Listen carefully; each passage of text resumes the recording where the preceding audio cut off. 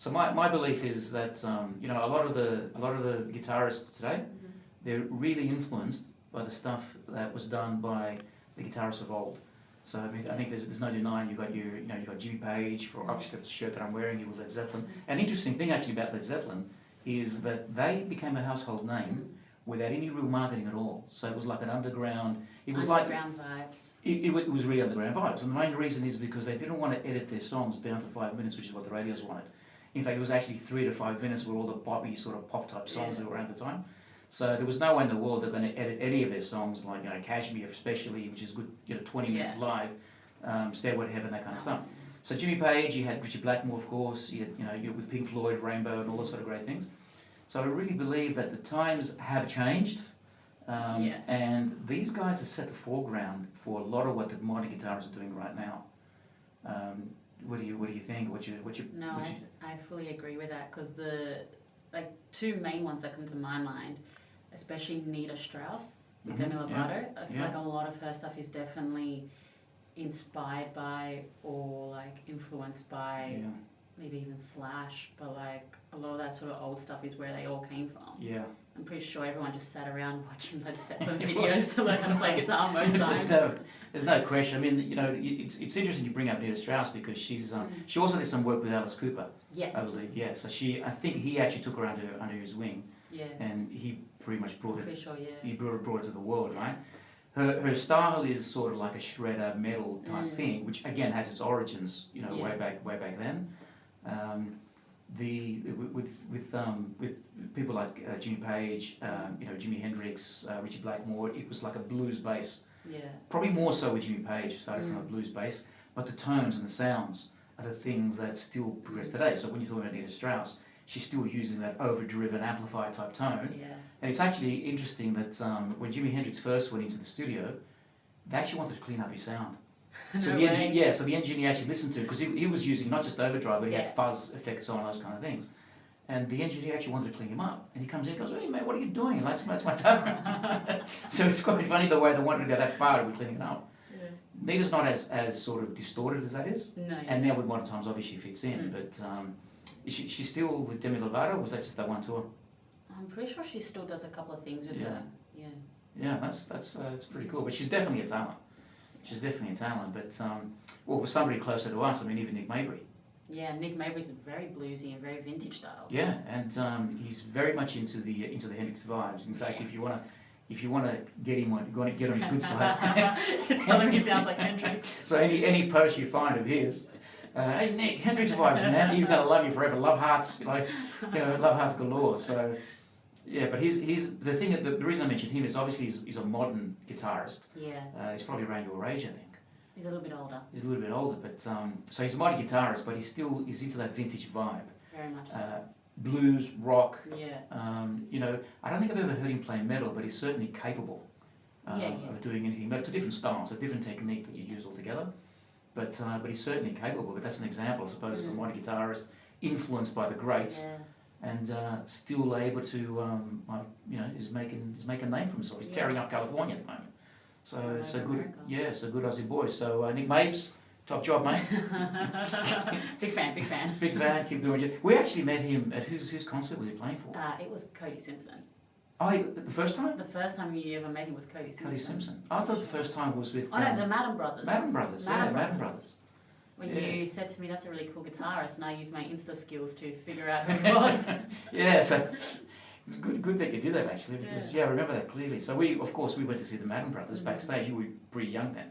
Yeah, I think I was just out of high school. Yeah, and big Madden fan. Yeah. And or Madden Brothers fans, and I just started Rebel Custom Guitars. Yeah. And you wanted meet and greet, if I remember correct me if I'm wrong here, but you wanted meet and greets. Uh-huh. And so as they sold out. Well, a good dad, I wanted to get you meet and greets, but they sold out. Yeah. So what I did is I built a guitar. And I said, from one extreme to another. A good black Les Paul, single cutaway, obviously, had all the Rebel guitars sort of wiring in it, so single coil, out of phase, all that kind of really cool stuff that I thought, Benji would absolutely love. And I made contact with his management, and I said, "Hey, I'm from Rebel Custom Guitars. I've got a free guitar for Benji." If he can say no to that. I'll take it. Yeah, when he's in Sydney, just, I'd like to catch up and, present him with this, brand new sort of, really cool guitar. So of course they agreed. And then I remember clearly we were in the waiting room waiting for him, and as he walked up, he kind of like looked at me, kind of like, "What's going on, dude?" Yeah, he was like, kind of sus on you. Yeah, like, "What's going on, dude? Like, why are you giving me a guitar?" What's the motive? what's your ulterior motive here? And I just being really honest with the guy, and I said, "Well, your meet and greet sold out." So I said, "Here's my daughter. Your meet and greet sold out. So here's a guitar." That's true. So that was a really good day. So while I'm having a real chat with Benji over the guitar, and we're both bonding over the effects and the look of the thing. Doing like what rock stars do. I'm over here with Joel, talking 5 seconds of summer. Yes, yeah. Because they coached 5 Seconds of Summer, didn't they? Yeah, they were their mentors for quite a long time. Yeah. They were heavily inspired by Good Charlotte. Yeah. But then they were also heavily inspired by In Excess. Ah, yeah. That's interesting. The lead singer also models a lot of his stuff based off like Michael Hutchence, like the way that he stands and like the way that he like interacts on stage. Right. So okay. In Excess is an Australian one that like has a real great influence on the whole world. Yeah, and look, from her guitar skills as well, they're amazing too. All original songs. Yeah. Again, influence from some of the blues of the old days. I actually remember them in the 80s, so I'm showing my age here. But I remember being at Selena's and seeing. Did you sneak into that one? Well, I was a little bit young to be in there, but I snuck into that one like we did at most pubs. Look, back in those days, I weren't really checking too far anyway. But I did sneak into Selena's, and there's this new band. I saw their name sort of In Excess. I didn't really go to see them. They were actually supporting Ian Gillan.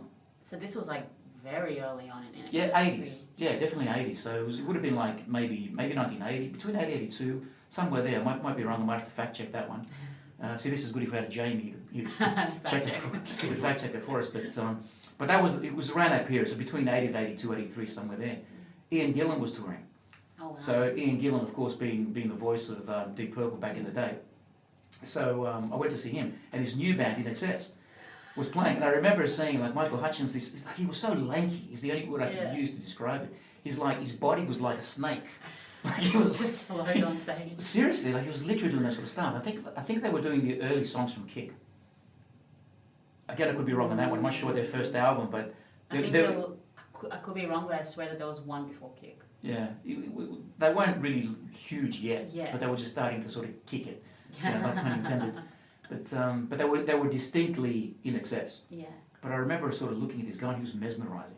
Like seriously, he was mesmerising. The whole band, very tight band, so you could see they were very well rehearsed, but they were quite good. Yeah, so it's good that Five Sauce were at least inspired by A lot of the younger bands have been inspired by them.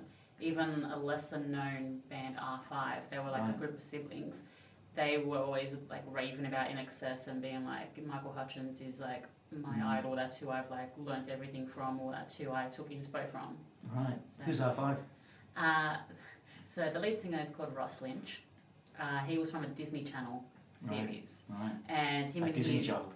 Another Disney kid. Yeah, how's his psychology? He's all right? He's actually fine. I think he missed out on the weird part of Disney, to be honest. He came a little later. So it's fairly well balanced. Yeah, but he also has a good family roots and very musical family. And there's like 5 siblings or so. So all 5 are brothers, sisters? Except for one, they were all siblings. Right. And then they just kind of branched off recently. Now he's doing something as a duo with one of his older brothers. Oh, cool. Yeah, but heavily influenced by In Excess. Yeah.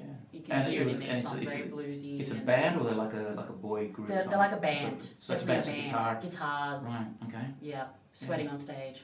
So it's a rock. It's a rock band. I have to check it out. I can't say that I'm familiar with them, but I have to look them up. I'll link you. Link me. Link me. Yep. Link me definitely. You kids. Your language. You kids. Yes, that's pretty cool. So honestly think that without like some of these guys, and we've referred to like Jimmy Page a lot because obviously his style and the uniqueness. And the thing about Led Zeppelin actually is that it was something that I think had to happen. Oh yeah. It was almost like without being religious, like God inspired. It was like something that was like divine intervention. It was divine intervention. You had the best of breed. You had the best of breed. They all came together. Like Jimmy Page, obviously on the guitar, he struggled to find a better guitarist at the time in terms of what was needed to push the genre forward. Yeah. You had Jeff Beck, you had Clapton, you had all these people, but they weren't quite the same as Page, who like experimented, and he wasn't afraid to fall on his face. Is the way to say, not that he fell on his face a lot, once or twice maybe he might have slid into a note and that kind of thing, but he wasn't afraid to experiment. And even with the guitar, like the electronics, it puts switches on it and do all sorts of stuff, which Rebel Custom Guitars is known for now with the wiring. Yeah. But all this stuff was experimental back then, so he did all that. John Paul Jones on the bass, like more than just like boom, boom, boom kind of going. Like, you know, he sort of like introduced that new genre. John Bonham on the drums, I think even to this day, the guy's totally unmatched. Yeah. And how can you go past Robert Plant, you know, with the vocals that he had. So, but who'd be someone modern that you'd sort of say like that? These guys were like, God put them together. Gonna be real honest with you, the only one coming to mind is the golden one for me, One Direction. One Direction, yeah. Well, the stars align, the moons align. They play guitar. Noah plays guitar. Noah plays guitar. Yeah, I mean they had a band obviously that supported them and played the music, but I forgot the name of their actual guitarist. I think it might have been Dan. Yeah. But yeah, I think I remember now you mentioned Dan. I think he played a Telecaster. But Noel brought his own instrument on he had a Stratocaster, an acoustic. Yeah. So when Noel did his ballads, I think he's well known for it. Yeah. And now as a solo artist, he plays his acoustic now. Yeah. So look, you know, I'm not going to get into a debate with you. but I can see where you're going with it because they were characters that sort of came together, characters with themselves, that sort of came together to form, you know, one huge entity. So yeah, it's pretty cool. That's great. Yeah, I think even some guitar companies are even inspired by some of these bands as well. Yeah. And their sounds and stuff, like you were saying about Rebel Custom Guitars with the switches. Well, the wiring. yeah, definitely. The inspiration come from somewhere. Yeah, but we don't want to mention the other guitar companies. I don't know any other guitar company. They're the only ones I know. That's a good call. So look, Amy, nice chatting with you. You too. Do you have any link you want to link me with anything? Like, do you have any links you want to mention? Your Insta or Facebook or anything like that? We don't really use Facebook these days. Yeah. It's for the older generation. It's for photos, for family. Right. Yeah, that makes sense. But I do have an Instagram page. Yeah, what's your Insta? My Instagram is Amy _Chloe, CLOE. There's no H in my Chloe. Right, that's awesome. And of course, there's Rebel Custom Guitars on Facebook. Of course. On Instagram, rebelcustomguitars.com. Are you on X? It's not on X. It's not on X, but planning to get there. Oh, Planning to get there. That's right. I'm leaving something for 25. Something new for 2025. But thanks. Really enjoyed the chat, Amy. Thank you so much. Thank you for having me on.